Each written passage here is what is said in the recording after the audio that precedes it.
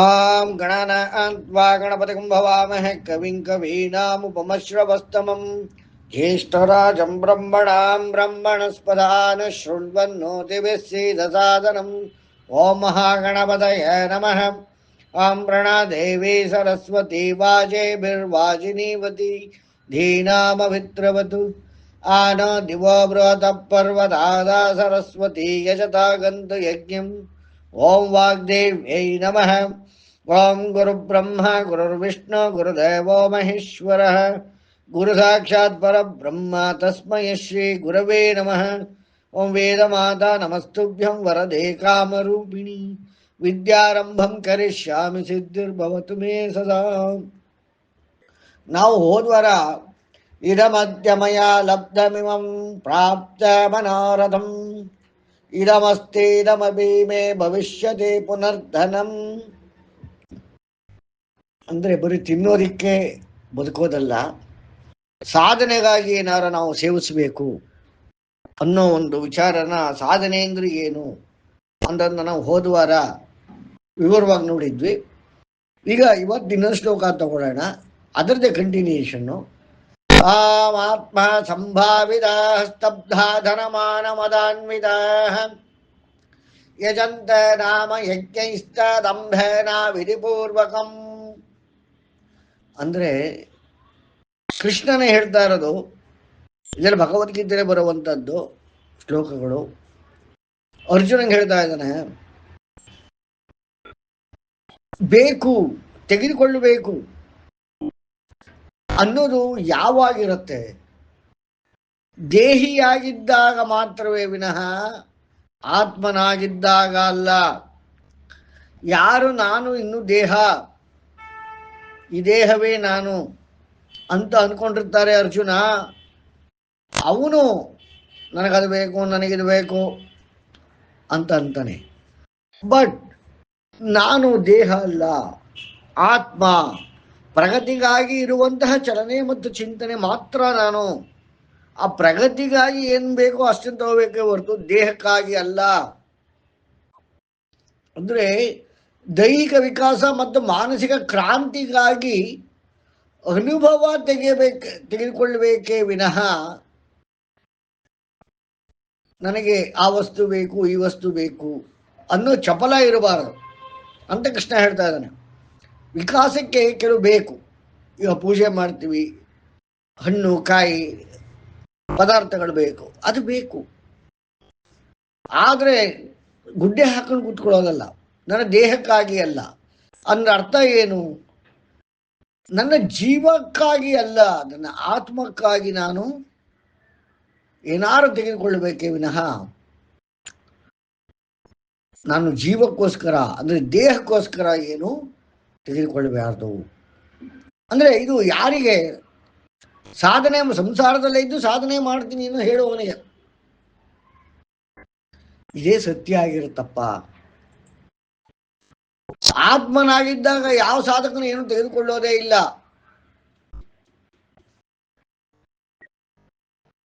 ಆದ್ರೆ ದೇಹಿ ಅಂತ ಇರುತ್ತಲ್ಲ, ನಮ್ಮ ದೇಹ ಇರುತ್ತಲ್ಲ, ಆಗ ಸತ್ವದ ಋಣವನ್ನ ಸಂಗ್ರಹಿಸಬೇಕಾಗ್ತದೆ. ದೇಹಕ್ಕೆ, ಈ ನಮ್ಮ ಹೊಂದಿರುವ ದೇಹಕ್ಕೆ ಪ್ರಾಪಂಚಿಕವನ್ನು ಕೊಡಬೇಕಾಗ್ತದೆ. ಮತ್ತೆ ಸತ್ವಕ್ಕಾಗಿ ಅನ್ನದ ರೂಪದಲ್ಲಿ ನಾವು ಅಂದ್ರೆ ಆಹಾರ ರೂಪದಲ್ಲಿ ತೆಗೆದುಕೊಳ್ಬೇಕಾಗ್ತದೆ, ಅದು ಮಾಡಬೇಕಾಗ್ತದೆ.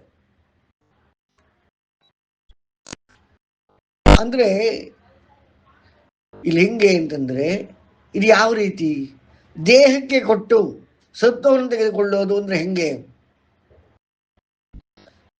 ಹುಲ್ಲನ್ನ ಹಸುವಿಗೆ ಕೊಟ್ಟು ಹಸುವಿನಲ್ಲಿರುವ ಹಾಲನ್ನು ನಾವು ತೆಗೆದುಕೊಳ್ಳೋ ರೀತಿ ಇದೆಯಲ್ಲ, ಆ ರೀತಿ ನಾವು ಗೋವಿಗೆ ಹುಲ್ಲನ್ನು ಕೊಡ್ತೇವೆ, ಅದರಿಂದ ಹಾಲನ್ನು ನಾವು ತಗೋತೇವೆ. ಆ ರೀತಿಯಾಗಿ ಸಾಧನೆ, ಹೋದ ವಾರ ನಾವು ನೋಡಿದೀವಿ, ಸಾಧನೆ ಸಾಧನೆ ತುಂಬಾ ಮಾತಾಡಿದೀವಿ. ಆತರ ಸಾಧನೆ ಕಡೆ ಇರುವಂತಹ ಮನುಷ್ಯ ಕೊಡಬೇಕು ದೇಹಕ್ಕೆ. ಯಾಕಂದ್ರೆ ದೇಹ ಇರುತ್ತೆ, ಜೀವ ಇರುತ್ತೆ, ಸಾಧನೆ ಆಗೋ ತನಕ ದೇಹವನ್ನು ಗಟ್ಟಿಯಾಗಿ ಇಟ್ಕೋಬೇಕು. ಅದರಲ್ಲಿರೋ ಜೀವನ ಸರಿಯಾಗಿ ಪೋಷಣೆ ಮಾಡ್ಕೊಂಡು ಹೋಗ್ಬೇಕು. ಕೈ ನೋಯ್ತಾ ಇದೆ, ಕಾಲು ನೋಯ್ತಾ ಇದೆ, ಹೊಟ್ಟೆ ನೋಯ್ತಾ ಇದೆ, ಮಾಲ್ ನ್ಯೂಟ್ರಿಷನ್ ಆಗಿದೆ, ಆಗೋದಿಲ್ಲ. ಯಾವ ಸಾಧನೆ ಮಾಡ್ತಾ ಇದ್ದೀವಿ ಆ ಸಾಧನೆಗೆ ದೇಹ ಸಪೋರ್ಟ್ ಮಾಡಬೇಕಾಗ್ತದೆ, ಜೀವ ಸಪೋರ್ಟ್ ಮಾಡಬೇಕಾಗ್ತದೆ. ಅದನ್ನ ಮಾಡೋದಕ್ಕೆ ಅದಕ್ಕೊಂದು ಋಣವನ್ನು ಸಂಗ್ರಹಿಸಬೇಕಾಗ್ತದೆ. ಅಂದ್ರೆ ಆ ಸಾಧನೆಗೆ ಬೇಕಾದಂತ ಸತ್ವ ಎಲ್ಲಿದೆ ಅದನ್ನ ಅನ್ನದ ರೂಪದಲ್ಲಿ ತೆಗೆದುಕೊಳ್ಳಬೇಕಾಗ್ತದೆ. ಇಲ್ಲಿ ಅನ್ನ ಅಂತಂದ್ರೆ ಕೇವಲ ರೈಸು ಫುಡ್ಡು ಅಂತ ಮಾತ್ರವೇ ಅಲ್ಲ. ಅನ್ನಪೂರ್ಣ ಅಂದ್ರೆ ಕಣ್ಣಿಗೆ ಏನು ಬೇಕು ಅದು ಅನ್ನ, ಕಿವಿಗೆ ಯಾವುದು ಬೇಕು ಅದು ಕಿವಿಗೆ ಅನ್ನ, ನಾಲಿಗೆ ಯಾವುದು ಬೇಕು ಅದು ಅನ್ನ, ಆಘ್ರಾಣಿಸುವುದಕ್ಕೆ ಯಾವುದು ಬೇಕು ಅದು ಅನ್ನ, ಸ್ಪರ್ಶಕ್ಕೆ ಯಾವುದು ಬೇಕು ಅದು ಅನ್ನ, ಮನಸ್ಸಿಗೆ ಯಾವುದು ಬೇಕು ಅದು ಅನ್ನ. ಈ ರೀತಿ ದೇಹದಲ್ಲಿರುವ ಎಲ್ಲ ಇಷ್ಟು ರೀತಿಯಾದ ಅನ್ನಗಳನ್ನ ಸತ್ವದ ರೂಪದಲ್ಲಿ ತೆಗೆದುಕೊಂಡು, ಅಂದ್ರೆ ಆ ಸತ್ವ ಇರುವಂತಹ ಅನ್ನವನ್ನು ತೆಗೆದುಕೊಂಡು ಅದರಿಂದ ಸತ್ವವನ್ನು ಸಂಗ್ರಹಣೆ ಮಾಡಿ ಆತ್ಮವು ತನ್ನ ಸಾಧನೆಯ ಕಡೆಗೆ ಮುಂದುವರಿಯಬೇಕು. ಅಂದ್ರೆ ಅರ್ಥ ಏನು? ಯಾವ ರಿಕ್ವೈರ್ಮೆಂಟ್ ಇದೆ, ಯಾವ ಸಾಧನೆಗೆ ಯಾವ ರಿಕ್ವೈರ್ಮೆಂಟ್ ಇದೆ, ಇದನ್ನ ನ್ಯೂಟ್ರಿಷನ್ ಕೋರ್ಸ್ ಮಾಡಿರೋರಿಗೆ ಗೊತ್ತಿರುತ್ತೆ ಅಥವಾ ತಿಳಿದಿರೋರಿಗೆ ಗೊತ್ತಿರುತ್ತೆ. ಈಗ ಸ್ಪೋರ್ಟ್ಸ್ ಆಡ್ತಾರೆ, ಕ್ರಿಕೆಟ್ ಆಡೋರ್ಗೇನೆ ಒಂದು ರೀತಿಯಾದ ಡಯಟ್ ಇರುತ್ತೆ, ಕುಸ್ತಿ ಮಾಡೋರ್ಗೇನೆ ಒಂದು ರೀತಿಯಾದ ಡಯಟ್ ಇರುತ್ತೆ. ಆ ರೀತಿ ಎಲ್ಲರಿಗೂ ಒಂದೇ ರೀತಿ ಇರೋದಿಲ್ಲ. ಅವ್ರು ಏನು ಮಾಡ್ತಾ ಇದ್ದಾರೆ ಅದರ ಪ್ರಕಾರದಲ್ಲಿ ಡಯಟ್ ಇರ್ತದೆ. ಹಾಗಾಗಿ ನಾವು ಯಾವ ಸಾಧನೆಯನ್ನ ನಾವು ಕೈಗೊಳ್ಳುತ್ತೇವೆ ಆ ಸಾಧನೆಗೆ ತಕ್ಕಂತಹ, ಅಂದ್ರೆ ಆ ಸಾಧನೆಗೆ ಸತ್ವವನ್ನು ಒದಗಿಸುವಂತಹ ಆಹಾರವನ್ನು ತೆಗೆದುಕೊಳ್ಳಬೇಕು. ಅದು ನಾವು ತೆಗೆದುಕೊಳ್ಳುವ ಆಹಾರದಲ್ಲಿ ನಮ್ಮ ಸಾಧನೆಗೆ ಪೋಷಣೆಯಾಗಬೇಕೇ ವಿನಃ ವಿರುದ್ಧವಾಗಿ ಹೋಗಬಾರ್ದು ಅನ್ನೋದನ್ನ ಇಲ್ಲಿ ಅರ್ಜುನಿಗೆ ಕೃಷ್ಣ ಹೇಳ್ತಾ ಇದ್ದಾನೆ.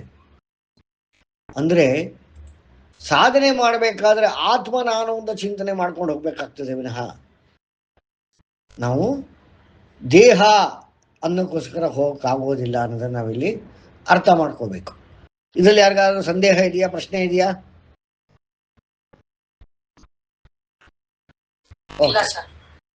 ಮುಂದಕ್ಕೆ ನೋಡೋಣ. ಅಹಂಕಾರಂ ಬಲಂ ದರ್ಪಂ ಕಾಮಂ ಕ್ರೋಧಂ ಚ ಸಂಶಿತಾ ಮಾಮಾತ್ಮ ಪರದೇಹೇಶು ದ್ವಿಷಂತಾಭ್ಯಸೂಯಕಾಃ. ನಾನು ದೇಹಿ ಅಲ್ಲ, ನಾನು ಆತ್ಮನು. ಈ ದೇಹವು ನನ್ನ ಆತ್ಮದ ಇಚ್ಛೆಗಾಗಿ, ಅಂದ್ರೆ ಆತ್ಮವು ಏನು ಬಯಸ್ತಾ ಇದೆ ಆ ಬಯಕೆಯನ್ನು ಪೂರೈಕೆ ಮಾಡುವುದಕ್ಕಾಗಿ ಒಂದು ಸಾಧನವಾಗಿದೆ ಅಂತ ಯಾವಾಗ ನಮ್ಮ ಅರಿವಿಗೆ ಬರ್ತದೆ, ಸಾಧಕನ ಅರಿವಿಗೆ ಬರ್ತದೆ ಅರ್ಜುನ, ಆಗ ಅವನು ನಾನು ಅಂತ ಅನ್ಕೊಂಡಾಗೆಲ್ಲ ನಾನು ಈ ದೇಹ ಅಂತ ಅಡ್ರೆಸ್ ಮಾಡ್ತಾ ಇಲ್ಲ, ಆತ್ಮ ಅನ್ನೋ ಒಂದು ರೆಫರೆನ್ಸ್ ಅಲ್ಲಿ ಹೇಳ್ತಾ ಇರ್ತಾನೆ. ಆತ್ಮಕ್ಕೆ ಪರ ದೇಹ ಅಂತ ಏನಿಲ್ಲಪ್ಪ. ಎಲ್ಲೆಲ್ಲಿ ಆತ್ಮವಿದೆಯೋ ಅಲ್ಲೆಲ್ಲ ನನ್ನದೇ ಆತ್ಮ ಇರ್ತದೆ, ನನ್ನದೇ ದೇಹ ಇರುತ್ತೆ. ಕೃಷ್ಣ ಹೇಳ್ತಾ ಇದ್ದಾನೆ, ಆತ್ಮ ಅಂತ ಸಪರೇಟ್ ಇಲ್ಲ, ನಿನ್ನ ಆತ್ಮ ನನ್ನ ಆತ್ಮ ಅಂತಲ್ಲ, ಅದಕ್ಕೆ ಬೇರೆ ದೇಹ ಇದೆ ಆ ಥರ ಏನೂ ಇಲ್ಲ. ಎಲ್ಲೆಲ್ಲಿ ಆತ್ಮವಿದೆಯೋ ಅರ್ಜುನ ಅಲ್ಲೆಲ್ಲ ನಾನೇ ಇರ್ತೇನೆ. ಎಲ್ಲೆಲ್ಲಿ ನಾನಿರ್ತೀರೋ ನನ್ನ ದೇಹವೇ ಇರುತ್ತೆ. ಯಾಕಂದ್ರೆ ನಿನ್ನ ಆತ್ಮ ನನ್ನ ಆತ್ಮ ಬೇರೆ ಬೇರೆ ಅಲ್ಲ. ಅಂದ್ರೆ ಕೃಷ್ಣ ಏನ್ ಹೇಳ್ತಾ ಇದ್ದಾನೆ ಅಂದ್ರೆ ಕರ್ಷಣೆ ಏನ್ ಹೇಳ್ತಾ ಇದೆ ಇಲ್ಲಿ ವೇದ ಅಂತಂದ್ರೆ, ಆತ್ಮಗಳ ಕರ್ಷಣೆ ಬೇರೆ ಬೇರೆ ಆಗಿದ್ರು ಆತ್ಮವು ಒಂದೇ, ಕರ್ಷಣೆ ಎನ್ನುವ ಅಂಶವೂ ಒಂದೇ. ಹಾಗಾಗಿ ನಂದು ನಿಂದು ಅಂತೇನಿಲ್ಲ. ಹಾಗಾಗಿ ಇದನ್ನ ಸರಿಯಾಗಿ ಅರ್ಥ ಮಾಡ್ಕೊಂಡಾಗ, ರಿಯಲೈಸ್ ಆದಾಗ ಸಾಧಕ ಇದು ನನ್ನ ದೇಹ, ಇದು ನಿನ್ನ ದೇಹ ಹೀಗೆಲ್ಲ ಪ್ರಶ್ನೆನೇ ಬರೋದಿಲ್ಲ. ನಂದು ನಿಂದು ಹೀಗೆಲ್ಲ ಆಗೋಗೋದಿಲ್ಲ. ದ್ವಿಷಂತೋಭ್ಯಸೂಯಕಾಃ, ಆತ್ಮವು ಆತ್ಮವನ್ನು ಬೆಸೆಯಲಿಕ್ಕೆ ಸಾಧ್ಯ ಅರ್ಜುನ. ದ್ವಿಷಂತೋಭ್ಯಸೂಯಕ, ಒಂದು ಆತ್ಮ ಇನ್ನೊಂದು ಆತ್ಮದ ಜೊತೆಗೆ ಬೆಸೆದುಕೊಳ್ಳಬಹುದು, ಆಗುತ್ತೆ ಅದು. ವಿಚಾರ ಚಿಂತನೆಯಿಂದ ಆತ್ಮಗಳು ಬೆಸೆಯುತ್ತಲ್ಲ, ಅದೇ ಪರಮಾತ್ಮ. ಅಂದ್ರೆ ಪರಮಾತ್ಮ ಅಂದ್ರೇನು? ಈ ತುಣುಕು ತುಣುಕು ಆತ್ಮಗಳ ಎಲ್ಲ ಸಂಘಟನೆ, ಬೆಸೆದುಕೊಂಡಿರುವ ಎಲ್ಲ ಆತ್ಮಗಳು ಬೆಸೆದುಕೊಂಡಿರುವುದೇ ಪರಮಾತ್ಮ. ಈ ತರ ಯಾವ ಸಾಧಕ ತನ್ನ ಆತ್ಮದ ಜೊತೆಗೆ ಪರರ ಆತ್ಮಗಳನ್ನ ಮತ್ತೊಂದು ಆತ್ಮದ ಜೊತೆಗೆ ತನ್ನನ್ನು ತಾನು ಸಂಬಂಧಿಸಿಕೊಳ್ತಾ ಹೋಗ್ತಾನೆ, ಸೇರಿಸಿಕೊಳ್ತಾ ಹೋಗ್ತಾನೆ, ವಿಶಾಲವಾಗ್ತಾ ಹೋಗ್ತಾನೆ, ಯಾವಾಗ ಎಲ್ಲ ಆತ್ಮಗಳನ್ನು ಸೇರಿಸ್ಕೊತಾನೆ ಆಗ ಆ ಸಾಧಕನೇ ಪರಮಾತ್ಮನಾಗ್ತಾನೆ. ಅಂದ್ರೆ ಎಲ್ಲ ಜೀವ ಘಟಗಳು ಸೇರ್ಕೊಂಡಾಗ, ಸುಮ್ಮನೆ ಕಲ್ಪನೆ ಮಾಡ್ಕೊಳ್ಳೋಣ, ಎಲ್ಲ ಜೀವಗಳು ಒಂದು ಸೇರ್ಕೊಂತು ಅಂದಾಗದು ಅದೇ ಪರಮಾತ್ಮ. ಯೋಗದ ಪ್ರಕಾರ, ಕೃಷ್ಣ ಹೇಳ್ತಿರೋ ಪ್ರಕಾರ, ವೇದ ಹೇಳೋ ಪ್ರಕಾರ ಪರಮಾತ್ಮ ಅಂದ್ರೆ ಸಪರೇಟ್ ಎಂಟಿಟಿ ಅಲ್ಲ, ಅಲ್ಲೆಲ್ಲೋ ಸಪರೇಟ್ ಆಗಿ ಕೂತಿಲ್ಲ. ಎಲ್ಲ ಜೀವಗಳು, ಎಲ್ಲ ಆತ್ಮಗಳು ಬೆರೆತಾಗ, ಎಲ್ಲ ಜೀವಘಟಗಳು ಒಂದಾದಾಗ, ಎಲ್ಲ ಆತ್ಮಗಳು ಒಂದಾದಾಗ ಅದೇ ಪರಮಾತ್ಮ. ಅಥವಾ ಈ ರೀತಿ ಆದಾಗ ಆ ಪರಮಾತ್ಮನ ದರ್ಶನ ಸಾಧ್ಯವಾಗುತ್ತೆ. ಇದನ್ನ ಸಾಧನೆ ಮಾಡಲಿಕ್ಕೆ ನಮಗೆ ದೇಹ ಬೇಕಿರುವುದೇ ವಿನಃ ಯಾವುದು ಬೇಡದ ವಿಚಾರಗಳಲ್ಲಿ, ವಿಷಯಗಳಲ್ಲಿ ತೊಡಗುವುದಕ್ಕೆ ಅಲ್ಲ. ಅಂದ್ರೆ ಈ ಸಾಧಕನಿಗೆ ಏನ್ ಹೇಳ್ತಾ ಇದ್ದಾನೆ ಅಂದ್ರೆ, ಪ್ರಕೃತಿ, ಆ ಪರಮಾತ್ಮ ನಮಗೆಲ್ಲ ದೇಹ ಯಾಕೆ ಕೊಟ್ಟಿದೆ, ಈ ಟಾರ್ಗೆಟ್ ಅನ್ನು ಅಚೀವ್ ಮಾಡು. ನೀನು ಆತ್ಮ ನಿನ್ನಲ್ಲಿದೆ, ಅದನ್ನು ಮತ್ತೊಂದು ಆತ್ಮ ಇದೆ, ಅದನ್ನು ಸಂಧಿಸು, ನಿನ್ನದಾಗಿ ಮಾಡಿಕೋ. ಈ ತರ ಮಾಡಿಕೊಂಡು ನೀನು ಪರಮಾತ್ಮನಾಗಪ್ಪ. ಇದನ್ನ ಸಾಧನೆ ಮಾಡು ಅನ್ನೋದಕ್ಕೋಸ್ಕರ ದೇಹವನ್ನ ಪ್ರಕೃತಿ ನಮಗೆ ಕೊಟ್ಟಿದೆ. ನಾವು ವೇದಗಳಲ್ಲಿ ನೋಡ್ತೇವೆ, ಊರ್ಧ್ವಲೋಕ, ಅಧೋಲೋಕ, ಪಾತಾಳ ತನಕ, ಮೇಲ್ಗಡೆ ಸತ್ಯಲೋಕ ತನಕ ಹಲವಾರು ಲೋಕಗಳಿದೆ. ಆದರೆ ವೇದ ನಾವು ಅರ್ಥ ಮಾಡ್ಕೊಂಡಾಗ ಗೊತ್ತಾಗೋದು, ಸಾಧನೆ ಅಂತ ಆಗೋದು ಯಾವ ಲೋಕದಲ್ಲೂ ಅಲ್ಲ, ಭೂಲೋಕದಲ್ಲಿ ಮಾತ್ರ. ಭೂಲೋಕದಲ್ಲೇ ಕರ್ಮ ಸಾಧ್ಯ. ಹಾಗಾಗಿ ನಾವು ಪುರಾಣಗಳಲ್ಲಿ ನೋಡಿದಾಗ ಯಾವ್ದಾರ ಶಾಪ, ದೇವತೆಗೆ ಶಾಪ ಬಂದಾಗ ನೀ ಭೂಲೋಕದಲ್ಲಿ ಹುಟ್ಟು. ಈಗ ಭೀಷ್ಮ ಶಾಪಗ್ರಸ್ತನಾಗಿ ಭೂಮಿಯಲ್ಲಿ ಹುಟ್ಟಿದ. ವಿಷ್ಣು ಭೂಮಿಯಲ್ಲೇ ಅವತಾರ ಮಾಡಿದ. ಬೇರೆ ಲೋಕಗಳಿವೆ, ಆದರೆ ಅಲ್ಲಿ ಮುಂದುವರಿಯೋದಕ್ಕಾಗೋದಿಲ್ಲ, ಸಾಧನೆ ಮಾಡ್ಲಿಕ್ಕಾಗೋದಿಲ್ಲ. ನಾವು ಇದನ್ನು ಸರಿಯಾಗಿ ಅರ್ಥ ಮಾಡ್ಕೋಬೇಕು. ಈ ಆಧ್ಯಾತ್ಮ, ವೇದ, ಸ್ಪಿರಿಚುಯಾಲಿಟಿ ಈ ಥರ ಎಲ್ಲ ಅಂದ್ಕೊಂಡಿರೋರು ಸಾಮಾನ್ಯ ಏನು ಮಾಡ್ತಾರೆ, ಅಯ್ಯೋ ಸಾಕಪ್ಪ, ಈ ಲೋಕ ಸಾಕಪ್ಪ, ಪರಮಾತ್ಮ ಕರ್ಕೊಂಬಿಡಪ್ಪ, ನನಗೆ ಇದು ಸಾಕು, ನನಗೆ ಪರಿಸ್ಥಿತಿ ಸಾಕು. ಕೆಲವರು ಎಷ್ಟು ಎಕ್ಸ್ಟ್ರೀಮ್ ಆಗಿ ಹೋಗ್ಬಿಡ್ತಾರೆ ಅಂದರೆ ಜೀವನದಲ್ಲಿ ಬೇಸತ್ತು ಆತ್ಮಹತ್ಯೆಯನ್ನು ಮಾಡ್ಕೊಂಡ್ಬಿಡ್ತಾರೆ. ಆದರೆ ನಮಗೆ ನೆನಪಿರಬೇಕು, ಸಾಧನೆ ಮಾಡುವವನಿಗೆ ಸಾಧನೆ ಎನ್ನುವುದು ಸಾಧ್ಯವಿರುವುದು ಭೂಲೋಕದಲ್ಲಿ ಮಾತ್ರ. ಯಾಕೆಂದ್ರೆ ಇಲ್ಲಿ ದೇಹ ಕೊಟ್ಟಿರ್ತಾರೆ, ಕರ್ಮಗಳಿವೆ, ಋಣಬಂಧಗಳಿವೆ, ಮುಖ್ಯವಾಗಿ ಪ್ರಕೃತಿ ಇದೆ. ಇದನ್ನೆಲ್ಲ ಉಪಯೋಗಿಸ್ಕೊಂಡು ನಾವು ನಮ್ಮ ಸ್ವಂತ ಪ್ರಯತ್ನ ಅಂತ ಹಾಕ್ಬೋದಾಗಿದೆ. ಈಗ ಸ್ವರ್ಗ, ಅಲ್ಲಿ ಕಾಲ ಕಳಿಬಹುದು, ನರಕ ಕಾಲ ಕಳಿಬಹುದು, ವೈಕುಂಠ ನೋಡಬಹುದು, ಇರಬಹುದು, ಕೈಲಾಸ ಚೆನ್ನಾಗಿದೆ. ಆದರೆ ಕೈಲಾಸದಲ್ಲಿರೋವನು ನಾನು ಇದನ್ನು ಬಿಟ್ಟು ಬೇರೆ ಲೋಕಕ್ಕೆ ಹೋಗ್ತೇನೆ, ಬೇರೆ ಮುಂದುವರಿತೇನೆ ಅಂದ್ರೆ ಅವನು ಸಾಧನೆ ಮಾಡಲಿಕ್ಕೆ ಮತ್ತೆ ಪುನಃ ಭೂಲೋಕಕ್ಕೆ ಬರಬೇಕು. ವೈಕುಂಠದಲ್ಲಿರುವವನು ನಾನು ಮತ್ತೆ ಬೇರೆ ಲೋಕಕ್ಕೆ ಹೋಗ್ತೇನೆ, ನಾನು ಇದು ಸಾಕಾಯ್ತು, ಬೋರ್ ಆಯ್ತು ಅಂತಂದ್ರೆ ಅವನು ಮತ್ತೆ ಭೂಲೋಕಕ್ಕೆ ಬರಬೇಕು. ಆತರ ಪಾತಾಳದಲ್ಲಿರೋನು ಸಾಕಾಯ್ತು ಅಂದ್ರೆ ಅವನು ಭೂಲೋಕಕ್ಕೆ ಬರಬೇಕು. ಅರ್ಥ ಮಾಡ್ಕೋಬೇಕು ನಾವು. ಸಾಧನೆ ಅಂತ ಮಾಡೋಕ್ಕಾಗೋದು ಈ ದೇಹ ಇದ್ದಾಗ, ಅದಕ್ಕೆ ತಕ್ಕನಾದ ಕರ್ಮಗಳಿದ್ದಾಗ, ಆ ಕರ್ಮ ಎಕ್ಸಿಕ್ಯೂಟ್ ಮಾಡೋದಕ್ಕೆ ನಾವು ಸಂಬಂಧಿಸ್ಕೋಬೇಕಲ್ಲ. ಪರಿಸ್ಥಿತಿ, ಪರಿಕರ, ಮತ್ತೊಂದು ಜೀವ, ವ್ಯಕ್ತಿ, ವಸ್ತು, ಋಣ ಬೇಕಲ್ಲ. ಇದೆಲ್ಲ ಕೊಟ್ಟಿರ್ತಾನೆ ನಾವು ಏನೋ ಪ್ರಯತ್ನ ಅಂತ ಮಾಡ್ಲಿಕ್ಕಾಗೋದು. ಕರ್ಮವೇ ಇರದ ಬೇರೆ ಲೋಕಗಳಲ್ಲಿ, ಋಣವೇ ಇರದ ಬೇರೆ ಲೋಕಗಳಲ್ಲಿ, ಪ್ರಯತ್ನ ಹಾಕಲಿಕ್ಕೆ ಈ ರೀತಿಯಾದ ದೇಹವೇ ಇರದ ಬೇರೆ ಲೋಕಗಳಲ್ಲಿ ಸಾಧನೆ ಎಲ್ಲ ಆಗ್ತದೆ. ಸಾಧನೆ ಮಾಡಿ ಅಲ್ಲಿಗೆ ಹೋಗೋದು, ಕೊಂಚ ಕಾಲ ಇರೋದು, ಬದಲಾವಣೆ ಬೇಕು ಅಂದ್ರೆ ಪುನಃ ಭೂಲೋಕಕ್ಕೆ ಬರಬೇಕು. ಇದು ಅರ್ಥ ಆಗ್ತಿದೆ ಅಂತ ಗೊತ್ತೀನಿ ಎಲ್ರಿಗೂ. ಹಾಗಾಗಿ ನಿಮಗೆ ಕೊಟ್ಟಿರುವ ದೇಹವನ್ನ ದ್ವೇಷ ಮಾಡಬೇಡಿ. ನಿಮಗೆ ಕೊಟ್ಟಿರುವ ಪರಿಕರಗಳನ್ನ ದೂರ ತಳ್ಳಬೇಡಿ. ನಿಮಗೆ ಕಲ್ಪಿಸಿರುವ ಬಾಂಧವ್ಯಗಳನ್ನ ಕಡೆಗಣಿಸಬೇಡಿ. ನಿಮ್ಮದ್ದು ಇರುವ ಆ ಪರಿಸರ, ಪ್ರಕೃತಿ, ಇರುವ ಜಾಗ, ಕೊಟ್ಟಿರುವ ದೇಹ, ಸಂಬಂಧಗಳು, ಬಂಧುಗಳು, ಮಿತ್ರರು, ಹಣಕಾಸು, ಸಂಪತ್ತು ಎಲ್ಲವೂ ಕೂಡ ನಿಮ್ಮ ಆತ್ಮವು ಮುಂದಕ್ಕೆ ಹೋಗಲಿಕ್ಕೆ ಬಯಸಿದ ಕಾರಣದಿಂದಾಗಿ ಆ ನಿಮ್ಮ ಆತ್ಮದ ಬಯಕೆಯ ಕಂಪ್ಲೀಟ್ ಮಾಡೋದಕ್ಕಾಗಿ ಸಾಧನೆ ಮಾಡಬೇಕಾಗ್ತದೆ. ಆ ಸಾಧನೆಗೆ ಅನುಕೂಲವಾಗಲೆಂದು ಇದೆಲ್ಲವನ್ನು ಕೊಡಲಾಗಿದೆ. ನನ್ನ book process of death and selection of rebirth, ಅದನ್ನು ಓದಿದ್ರೆ ನಿಮ್ಗೆ ಅರ್ಥ ಆಗ್ತದೆ. ಕನ್ನಡದಲ್ಲೂ ಇದೆ, ಮರಣ ಪ್ರಕ್ರಿಯೆ ಹಾಗೂ ಪುನರ್ಜನ್ಮದ ಆಯ್ಕೆ. ಇಲ್ಲಿ ನೀವುಗಳು ಯಾರದೋ ನಿರ್ಧಾರದಿಂದ ಹುಟ್ಟಿ ಬಂದಿಲ್ಲ. ನಾನು ಯಾರದೋ ನಿರ್ಧಾರದಿಂದ ನಾನು ಹಿಂಗೆ ಬಂದಿಲ್ಲ.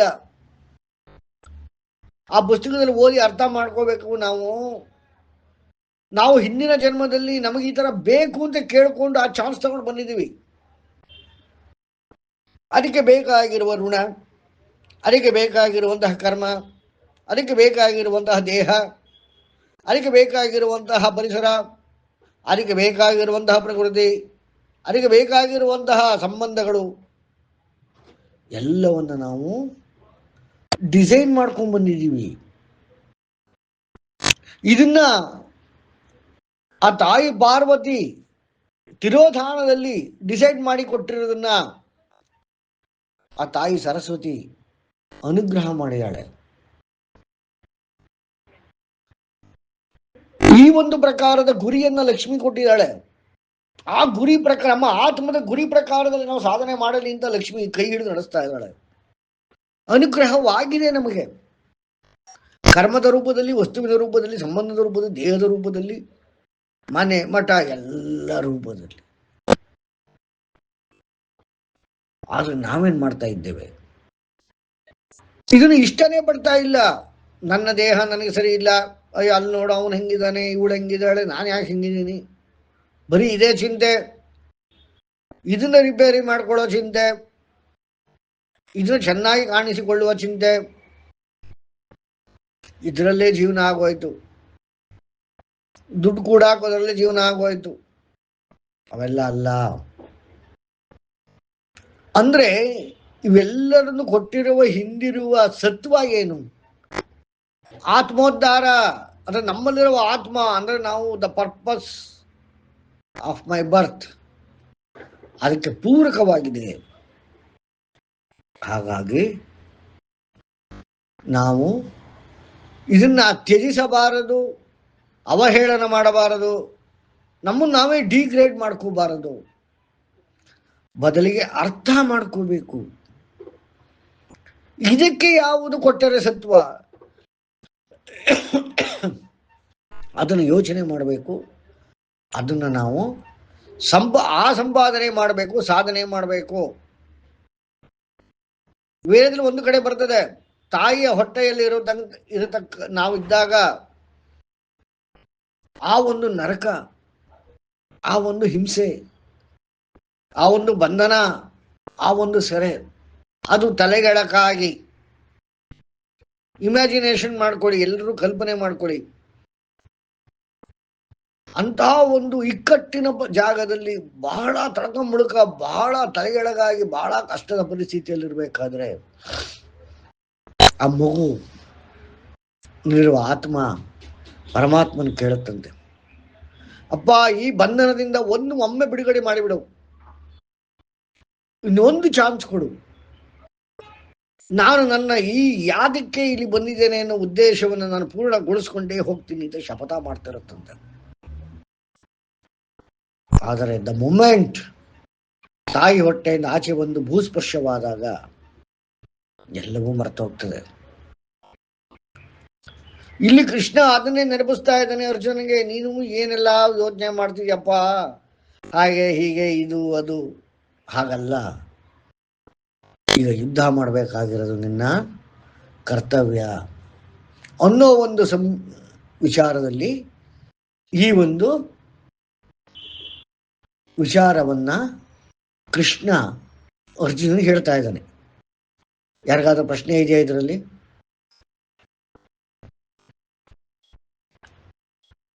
ಓಕೆ, ನಾವು ಹಿಂದೆ ನೋಡಿದ್ವಿ, ನಮ್ಮ ನಾಭಿಯಲ್ಲಿ ವಾಘೆಗಳು ಅಂತ ಇರುತ್ತವೆ.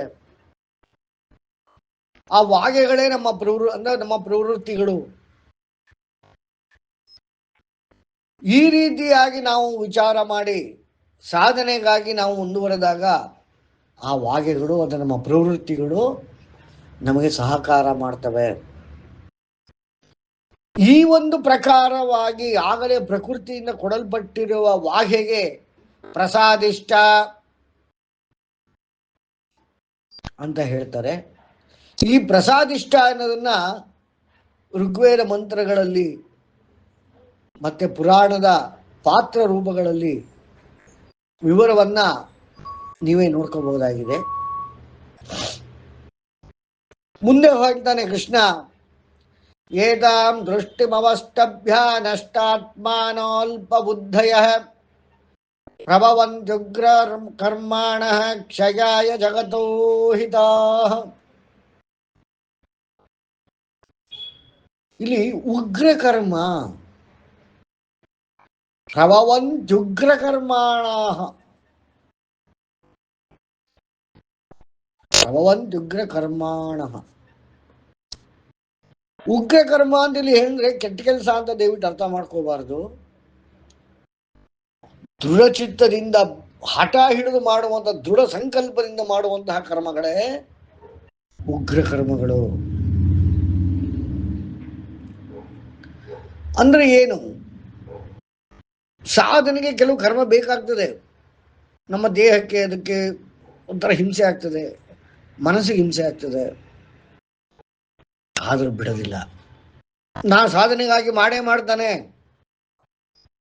ಅಂತ ಮಾಡುವಂತಹ ಕರ್ಮಗಳು ಅದು ಎರಡನೇ ಪ್ರವೃತ್ತಿ ಆಗ್ತದೆ. ಮೊದಲಿನ ಪ್ರಸಾದಿಷ್ಟವಾದರೆ ಇದು ಎರಡನೇ ರೀತಿಯಾದ ವಾಘೆ. ಇದನ್ನ ಕೆಲವು ಯೋಗ ಮಾರ್ಗಗಳಲ್ಲಿ ನಾಡಿ ಅಂತಲೂ ಕೂಡ ಕರೀತಾರೆ. ಇದನ್ನು ಉಗ್ರ ಕರ್ಮಿ ಅಂದ್ರೆ ಒಂದರ್ಥದಲ್ಲಿ ಶಿವ. ಯಾಕಪ್ಪ ಶಿವ ಅಂತಾರೆ ಅಂತಂದ್ರೆ, ಅದು ಶಿವನು ಕೂಡ ಹಠ ಹಿಡಿದು ಮಾಡುವ ವ್ಯಕ್ತಿ, ಯಾವುದಕ್ಕೂ ಸೋಲುವುದಿಲ್ಲ. ಒಂದನೇವಾಗಿ ಏನ್ ತಿನ್ಬೇಕು ಅಂತ ಹೇಳ್ತಿದ್ರೆ, ಎರಡನೇವಾಗಿ ಏನ್ ಮಾಡಬೇಕು ಅಂದ್ರೆ, ಮೊಟ್ಟ ಮೊದಲು ಪ್ರಸಾದಿಷ್ಟ ಇದೆಯಲ್ಲ ಪ್ರವೃತ್ತಿ, ಅದು ಏನ್ ತಿನ್ಬೇಕು ಅಂತ ಹೇಳಿದ್ರೆ, ಈ ಉಗ್ರಕರ್ಮಿ ಶಿವ ಅನ್ನೋ ನಾಡಿ ಇದೆಯಲ್ಲ ಅದು ಏನ್ ಮಾಡ್ಬೇಕು ಅನ್ನೋದು ಹೇಳ್ತಿರುತ್ತೆ.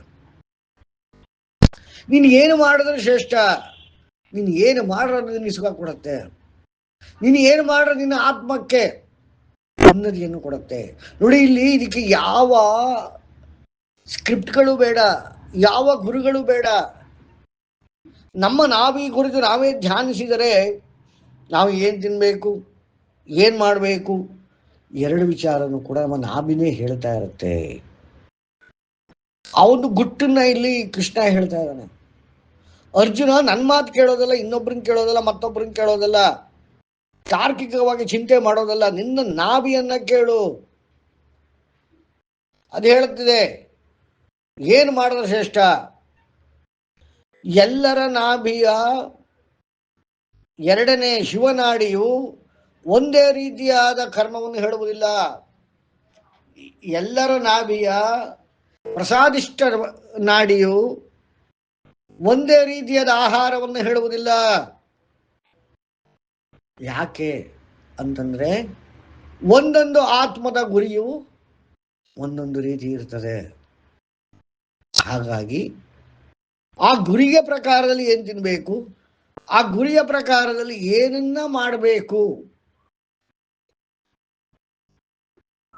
ಇದನ್ನ ಫಾಲೋ ಮಾಡಿದ್ರೆ ಸಾಕು, ಯಶಸ್ಸು ಕಟ್ಟಿಟ್ಟ ಬುತ್ತಿ. ಈ ವಿಶೇಷವಾದ ಜ್ಞಾನ ನಮ್ಮ ಕಲ್ಪನೆಯಲ್ಲಿ ಇರೋದಿಲ್ಲ ಅರ್ಜುನ. ಅದನ್ನು ನಾವು ಗಳಿಸ್ಬೇಕಾಗ್ತದೆ. ಅಂದ್ರೆ ಸಾಧನೆ ಮಾಡಲಿಕ್ಕೆ ಮುಂಚೆ ನಮ್ಮ ನಾಭಿ ಕುರಿತು ಧ್ಯಾನ ಮಾಡಬೇಕು ಅನ್ನೋದು ಅರ್ಥ.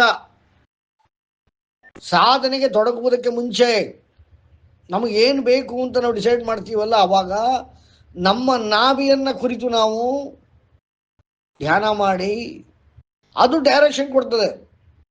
ಇದಕ್ಕಾಗಿ ಹೀಗೆ ಆಹಾರ ಇರಲಿ, ಕರ್ಮ ಹೀಗಿರಲಿ, ಆಹಾರ ಮತ್ತು ಕರ್ಮ ಹೀಗಿರಲಿ ಅಂತ ಹೇಳುತ್ತಲ್ಲ, ಅದನ್ನು ಅರ್ಥ ಮಾಡ್ಕೊಳ್ಳೋದಕ್ಕೆ ಬೇಕು. ಇದಕ್ಕೆ ಸಂಸ್ಕಾರ ಬೇಕು. ಏನು ಹೇಳಿ? ಇದಕ್ಕೆ ಸಂಸ್ಕಾರ ಬೇಕು. ಅಂದ್ರೆ ಸಾಧನೆ ಮಾಡೋದಕ್ಕೆ ಫಂಡಮೆಂಟಲ್ ಸಂಸ್ಕಾರ ಇದು. ಅಂದ್ರೆ ನಾವೇನ್ ತಿಂತೀವಿ, ನಾವೇನ್ ಮಾಡ್ತೀವಿ, ಆ ಪ್ರತಿ ಸರಿ ಮಾಡೋದಕ್ಕೆ ಮುಂಚೆ, ತಿನ್ನೋದಕ್ಕೆ ಮುಂಚೆ ಇದು ಪೂರಕವೇ ಮಾರಕವೇ ಅನ್ನೋ ಒಂದು ಲೆಕ್ಕಾಚಾರ ಇರಬೇಕು. ಇದನ್ನ ಸಾಧನೆಗೆ ಮಾತ್ರ ನಾವು ತಗೊಂಡು ಹೋಗ್ತಿರ್ಬೇಕೇ ವಿನಃ ದೇಹ ಸುಖಕ್ಕಾಗಲಿ, ಇಂದ್ರಿಯಗಳ ಸುಖಕ್ಕಾಗಲಿ, ಮತ್ತೊಂದು ಇನ್ನೊಬ್ರು ಹೇಳ್ತಾರೆ ನೋ. ಇಲ್ಲಿ ಹೇಳ್ತಾ ಇರೋದು ಯಾರಿಗೆ ಸಾಧನೆ ಮಾಡಬೇಕು ಅಂತ ಇದೆ ಅವರಿಗೆ. ಅದು ದುಡ್ಡು ಮಾಡೋದೇ ಇರ್ಬೋದು, ತಪ್ಪಿಲ್ಲ. ಆರೋಗ್ಯ ವೃದ್ಧಿಯೇ ಇರ್ಬೋದು, ತಪ್ಪಿಲ್ಲ.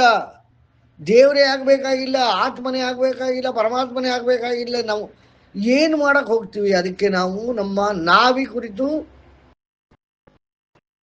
ನಾವು ಧ್ಯಾನ ಮಾಡಿ ಆ ಸಂಸ್ಕಾರವನ್ನು ತೆಗೆದುಕೊಂಡು ಆ ಸಂಸ್ಕಾರದಿಂದ ಆ ಒಂದು ಜ್ಞಾನವನ್ನು ನಾವು ಅದು ಏನು ಹೇಳ್ತಾ ಇದೆ, ಏನು ತಿನ್ನು, ಏನು ಮಾಡು, ಎರಡು ಡೈರೆಕ್ಟ್ ಮಾಡ್ತಾ ಇದೆಯಲ್ಲ, ಅದನ್ನ ನಾವು ಕೇಳ್ಕೊಂಡ್ಬಿಟ್ರೆ ಯಾವ ಗುರುವಿನ ಅಥವಾ ಯಾವುದೇ ಋಷಿಯ ಅಥವಾ ಯಾವುದೇ ವೇದದ ಯಾವುದೇ ಸ್ಕ್ರಿಪ್ಟ್ಗಳ ಅವಶ್ಯಕತೆ ಬರೋದಿಲ್ಲ.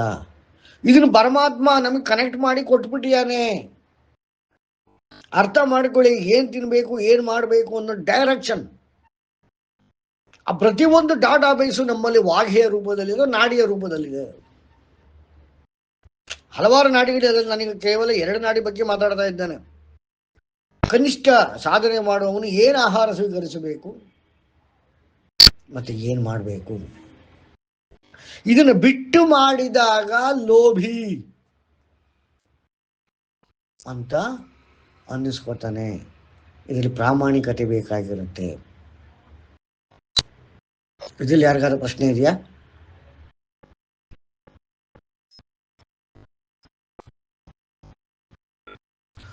ಯಾರು? ಇಲ್ಲಿ ಲೋಭಿ ಅಂದ್ರೆ ಆಸೆ ಪಡುವವನ ಆಗುತ್ತಲ್ಲ ಸರ್? ಸಾಧನೆಗಾಗಿ ನಾಡಿಯ ಮಾತನ್ನ ಕೇಳಿ ಏನ್ ತಿಂದೆ, ಏನ್ ಮಾಡಿದೆ, ಅದು ಲೋಭಿತನ ಅಲ್ಲ. ಅದು ಬಿಟ್ಟು ನನ್ನ ನಾಲಿಗೆ ಚಪಲಕ್ಕೋ, ನನ್ನ ಕಣ್ಣಿನ ಚಪಲಕ್ಕೋ, ನನ್ನ ಸ್ಪರ್ಶದ ಚಪಲಕ್ಕೋ, ನನ್ನ ಕಿವಿಗಳ ಚಪಲಕ್ಕೋ, ಯಾವುದೋ ಚಪಲಕ್ಕೆ ನಾನು ಸಾಧನೆ ಮಾರ್ಗವನ್ನ ಬಿಟ್ಟು ನಾನು ಅದಕ್ಕೋಸ್ಕರ ಮಾಡಕ್ ಹೋಗ್ತೀನಲ್ಲ, ಅದಕ್ಕೋಸ್ಕರ ಏನೋ ತಿಂತೀನಲ್ಲ, ಅವಾಗ ಲೋಭಿ ಅಂತಾರೆ. ಅದನ್ನ ಅರ್ಥ ಆಯ್ತೆ? ಆಯ್ತು ಸರ್. ಇದಕ್ಕೋಸ್ಕರ ಮಾಡೋದಲ್ಲ. ಸರ್ ಹಾ ಸರ್ ಇಲ್ಲಿ ನಾಭಿಯಿಂದ ತಿಳ್ಕೊಬಹುದು ಅಂತ ಅಂದ್ರೆ ಹೇಗೆ ತಿಳ್ಕೊಳ್ಳೋದು ಸರ್? ಅದಕ್ಕೋಸ್ಕರನೇ ಗಜಾಸನ, ಗಜ ಪದ್ಮಾಸನ ನೀವು ಮಾಡ್ತಿದ್ದೀರಲ್ಲ, ಆ ಜ್ಞಾನ ಒಂದು ದಿನ ಬರ್ತದೆ ಮಾಡ್ತಾ ಮಾಡ್ತಾ. ಅದಕ್ಕೆ ಸಂಸ್ಕಾರ ಬೇಕು, ಅದಕ್ಕೆ ಒಂದು ಒತ್ತಡ ಬೇಕು. ಹಾಗಾಗಿ ಆಸನ.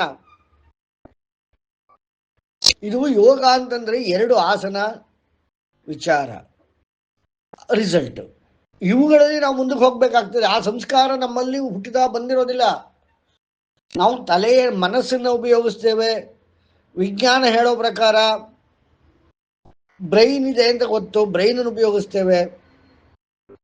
ಆದ್ರೆ ನಾಭಿಯನ್ನು ಉಪಯೋಗಿಸ್ಬೇಕು ಅಂತ ಯಾರು ಹೇಳ್ಕೊಡ್ಲೇ ಇಲ್ವಲ್ಲ ನಮಗೆ ಹುಟ್ಟಿದಾಲಿಂದ. ನಿಮ್ಗೆ ಯಾರು ಹೇಳ್ಕೊಟ್ಟಿದ್ದೀರಾ? ನಿಮ್ಗೇನಾದ್ರು ಗೊತ್ತಿತ್ತ ಸಾಧನೆಗೆ ನಾಭಿ ಮುಖ್ಯ ಅಂತ? ಇಲ್ಲ ಸರ್, ಯಾರು ಹೇಳ್ಕೊಡೋದಿಲ್ಲ. ಆದರೆ ನಮ್ಮ ಪುರಾಣಗಳಲ್ಲಿ ಚಿತ್ರಣ ಮಾಡಿದರೆ ನಾರಾಯಣನ ನಾಭಿಯಿಂದನೇ ಬ್ರಹ್ಮನ ಉತ್ಪನ್ನ ಆಗಿದ್ದಾನೆ. ಅದ್ರ ಒಳಗಡೆ ಹೋದ ಶಿವ ಯೋಗಿಯಾಗಿದ್ದಾನೆ. ಹೇಳ್ತಾನೆ ಇದ್ದಾರೆ, ತೋರಿಸ್ತಾನೆ ಇದ್ದಾರೆ. ಆದ್ರೆ ನಾವೇನ್ ಮಾಡ್ತಾ ಇದ್ದೀವಿ? ನಮ್ಮ ಮನಸ್ಸು ಮತ್ತೆ ಬ್ರೈನು ಎರಡನ್ನೇ ನೋಡ್ತಾ ಇದ್ದೀವಿ. ನಾಭಿ ಬಗ್ಗೆ ಗಮನವೇ ಇಲ್ಲ. ಅಂದ್ರೆ ಸಾಧನೆ ಮಾಡುವವನು ನಾಭಿ ಅಲ್ಲಿ ಗಮನ ಇರಬೇಕು. ಅಂದ್ರೆ ಮನಸ್ಸನ್ನ ನಾಭಿ ಮೇಲೆ ಕೇಂದ್ರೀಕರಿಸಬೇಕು. ಆದರೆ ನಮಗೆ ಅದು ಸಂಸ್ಕಾರ ಇಲ್ಲ. ಪ್ರಾಕೃತಿಕವಾಗಿ ನಮಗೆ ಅದರದ್ದು ಆಕ್ಸೆಸ್ ಅಂತ ಹೇಳ್ತಾರಲ್ಲ, ಅದ್ರ ಪಾಸ್ವರ್ಡ್ ಇಲ್ಲ. ಅದು ಅಕ್ಸೆಸ್ ನಮಗೆ ಗೊತ್ತಾಗ್ತಾ ಇಲ್ಲ. ಅದೇನು ಹೇಳ್ತಾ ಇದೆ ನಮ್ಮ ತಿಳುವಳಿಕೆಗೆ ಬರ್ತಾ ಇಲ್ಲ. ಅದನ್ನ ಅಭ್ಯಾಸ ಮಾಡೋದಕ್ಕೆ ಕೆಲವು ಆಸನಗಳು ಬೇಕು. ಅಂದ್ರೆ ಅದಕ್ಕೆ ಸಂಸ್ಕಾರ ಬೇಕು. ಸಂಸ್ಕಾರದಿಂದ ಓಪನ್ ಅಪ್ ಆಗಬೇಕು. ನಮ್ಮ ಮನಸ್ಸಿಗೆ ಗೊತ್ತಾಗಬೇಕು, ನಮ್ಮ ಬುದ್ಧಿಗೆ ಗೋಚರವಾಗಬೇಕು. ಆಮೇಲೆ ಅದೇನು ಹೇಳ್ತಿದೆ ಅಂತ ತಿಳ್ಕೋಬೇಕು. ಆ ಸಂಸ್ಕಾರಕ್ಕಾಗಿ ಕೆಲವು ಆಸನಗಳು. ಅಂದರೆ ಸಾಧನೆ ಮಾಡುವುದಕ್ಕೆ ಮುನ್ನ ನಮ್ಮ ಪ್ರವೃತ್ತಿಗಳೇನು ಅನ್ನೋದನ್ನ ಅರ್ಥ ಮಾಡ್ಕೊಳ್ಳೋದಕ್ಕೋಸ್ಕರ ಈ ಟಾಪಿಕ್ನ ನಾನು ಹೇಳ್ತಾ ಇದ್ದೇನೆ.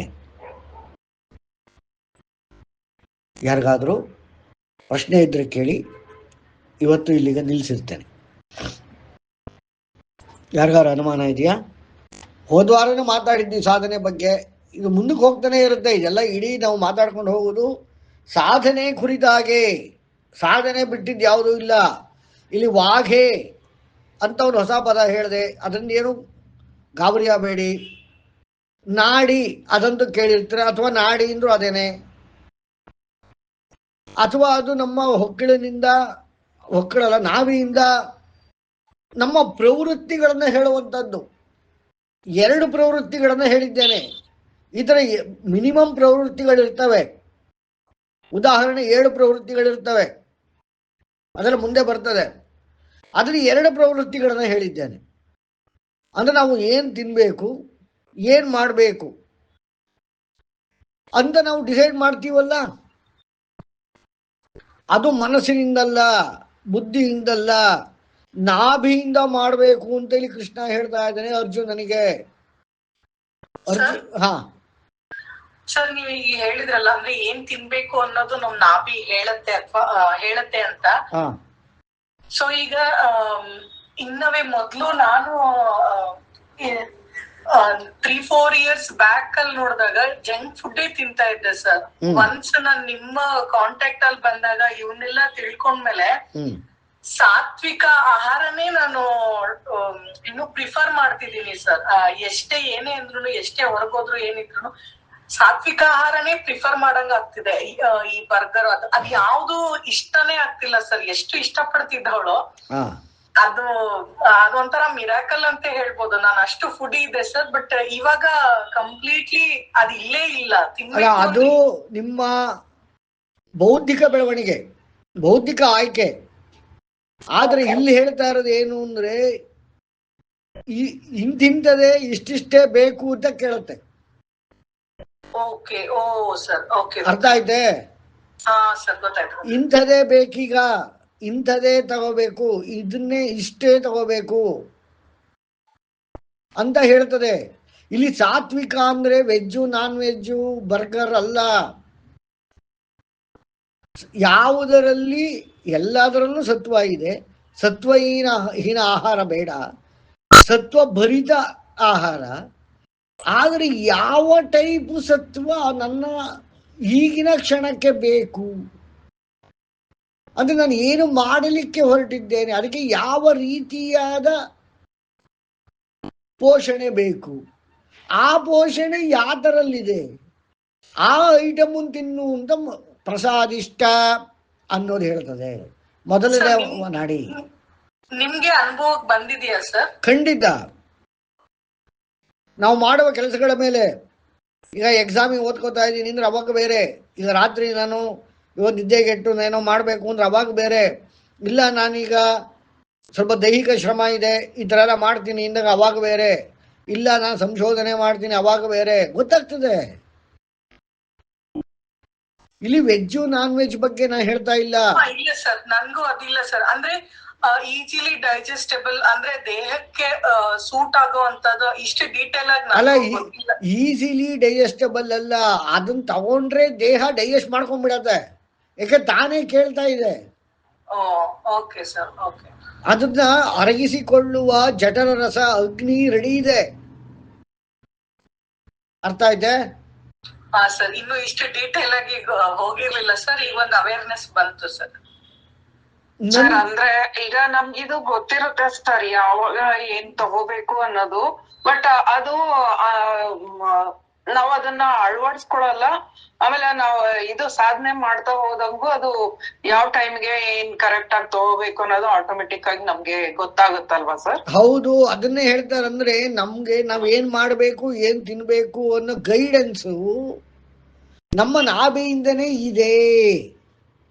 ಇದಕ್ಕೆ ಯಾವ ಡಾಕ್ಟ್ರು ಬೇಡ, ಗುರು ಬೇಡ, ಪುಸ್ತಕ ಬೇಡ, ಓದೋದ್ ಬೇಡ, ಬರೆಯೋದು ಬೇಡ, ಮಂತ್ರ ಬೇಡ, ತಂತ್ರ ಬೇಡ, ಏನು ಬೇಡ. ಈ ಸಕಲ ಜ್ಞಾನವು ನಮ್ಮಲ್ಲಿ, ಈ ಫಂಡಮೆಂಟಲ್ ಜ್ಞಾನಗಳಿವೆ. ಅದರಲ್ಲಿ ನಾನು ಇವತ್ತು 2 ಜ್ಞಾನ ಹೇಳಿದ್ದೇನೆ. ಇದಕ್ಕೆ ಸಂಸ್ಕಾರ ತಗೋಬೇಕು ಅಂತ ಕೃಷ್ಣ ಹೇಳ್ತಾ ಇದ್ದಾನೆ.